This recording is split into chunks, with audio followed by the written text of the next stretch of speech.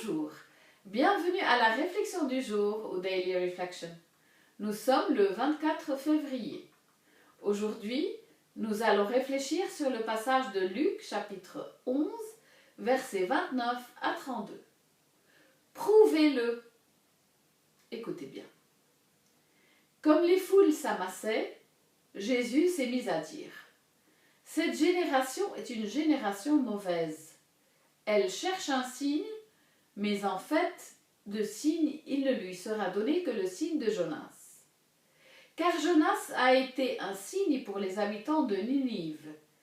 Il en sera de même avec le Fils de l'homme pour cette génération. Lors du jugement, la reine de Saba se dressera en même temps que les hommes de cette génération, et elle les condamnera. En effet, elle est venue des extrémités de la terre pour écouter la sagesse de Salomon. Et il y a ici bien plus que Salomon. Lors du jugement, les habitants de Ninive se lèveront en même temps que cette génération, et ils la condamneront. En effet, ils se sont convertis en réponse à la proclamation faite par Jonas. Et il y a ici bien plus que Jonas. Parole du Seigneur.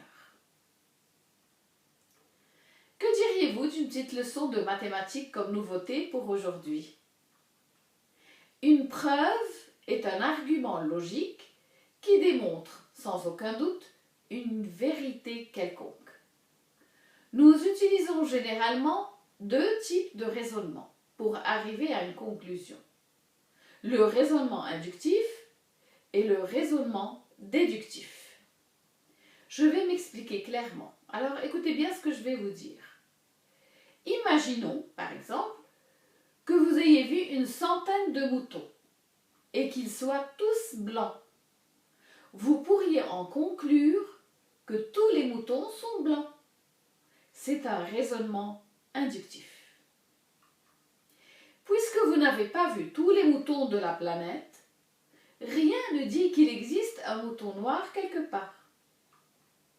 Mais le raisonnement inductif vous permet de corriger votre conclusion si vous tombez sur un mouton noir.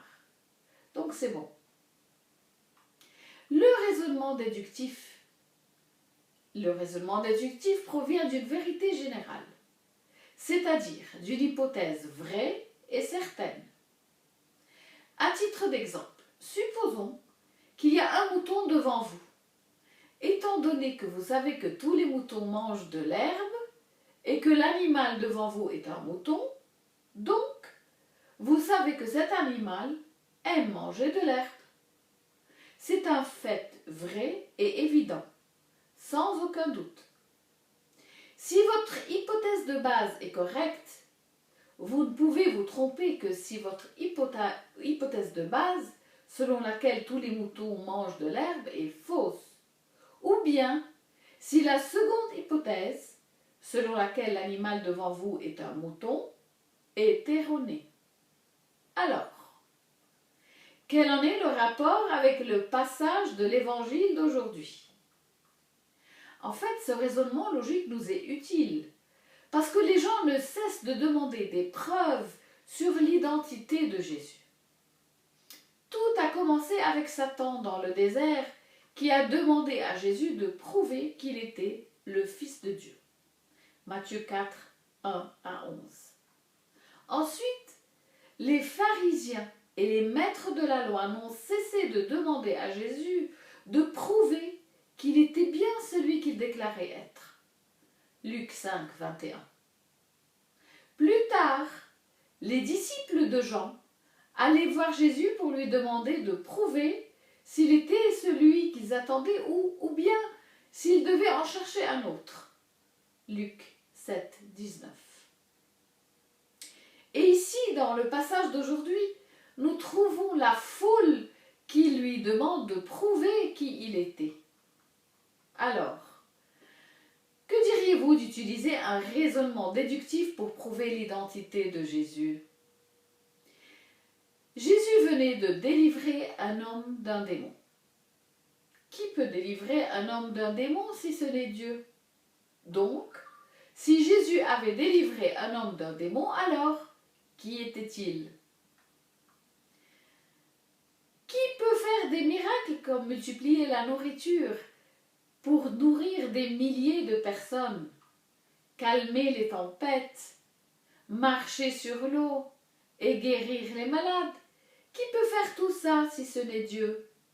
Donc, si Jésus a fait tous ces miracles, alors qui était-il?